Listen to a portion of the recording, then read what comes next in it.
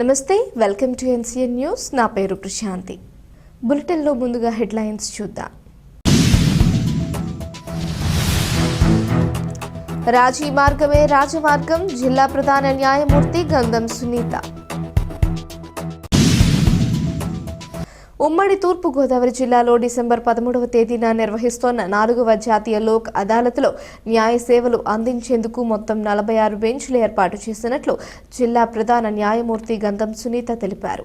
జాతీయ లోక్ అదాలత్ కార్యక్రమం సందర్భంగా రాజమహేంద్రవరంలోని జిల్లా కోర్టు ఆవరణలో ఏర్పాటు చేసిన పాత్రికేయుల సమావేశంలో జిల్లా ప్రధాన న్యాయమూర్తి గంధం సునీత, జిల్లా న్యాయ సేవాధికార సంస్థ కార్యదర్శి ఎన్ శ్రీలక్ష్మి తదితర న్యాయమూర్తులతో కలిసి మాట్లాడారు. న్యాయం కోరుకునే ప్రతి ఒక్కరూ రాజీ మార్గం వైపు వెళ్లే విధంగా అవగాహన కలిగి ఉండాలని, రాజీ మార్గం ద్వారా వేగవంతమైన తక్కువ ఖర్చుతో న్యాయం కోరుకునే ప్రతి ఒక్కరూ రాజీ మార్గం వైపు మళ్లే విధంగా అవగాహన కలిగి ఉండాలని, రాజీ ద్వారా వేగవంతమైన తక్కువ ఖర్చుతో న్యాయం లభిస్తుందని తెలిపారు. సుప్రీంకోర్టు ఆదేశాల మేరకు ఈ సంవత్సరానికి చివరి 4వ జాతీయ లోక్ అదాలత్ కార్యక్రమాన్ని జిల్లా వ్యాప్తంగా నిర్వహిస్తున్నట్లు తెలిపారు.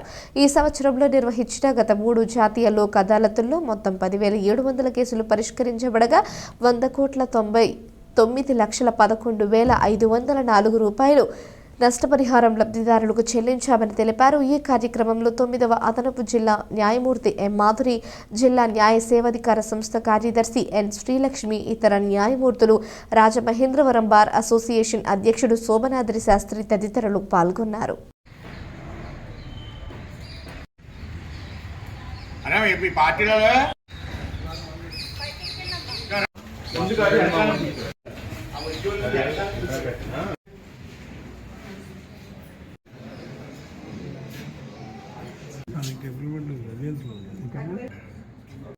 ఎందుకంటే ఒక చిన్న కథ చెప్తాం. మనం చిన్నప్పుడు పిల్లలందరికీ చెప్పేవాళ్ళం. గౌరవ సుప్రీంకోర్టు వారి ఆదేశాల ప్రకారం ఈ సంవత్సరం జరిగే చివరి 4వ జాతీయ లోక్ అదాలత్ ఈరోజు ఈ జిల్లాలోని 46 బెంచెస్ని ఏర్పాటు చేసి జరపడం జరుగుతుంది. దీనిలో భాగంగా మనం అన్ని రకాల సివిల్ కేసెస్, అన్ని రకాల కాంపౌండబుల్ క్రిమినల్ కేసెస్ అంటే రాజీ చేసుకోదగిన క్రిమినల్ కేసెస్ అన్నీ కూడా ఈ లోక్ అదాలత్లో చేపట్టి నిర్వహించడం జరుగుతుంది. దాదాపుగా పోయిన సంవత్సరం మేము 17,000 పైన కేసెస్ డిస్పోజ్ చేస్తే 162 కోట్ల నష్టపరిహారాన్ని అమౌంట్ని ఇన్వాల్వ్ అయ్యి ఉన్న కేసెస్ని డిస్పోజ్ చేశాము. ఈ సంవత్సరం ఇప్పటి వరకు 3 లోక్ అదాలత్లో 10,700 కేసెస్ని డిస్పోజ్ చేశాము. 100,99,00,000 అమౌంట్ దానిలో ఇన్వాల్వ్ అయి ఉంది.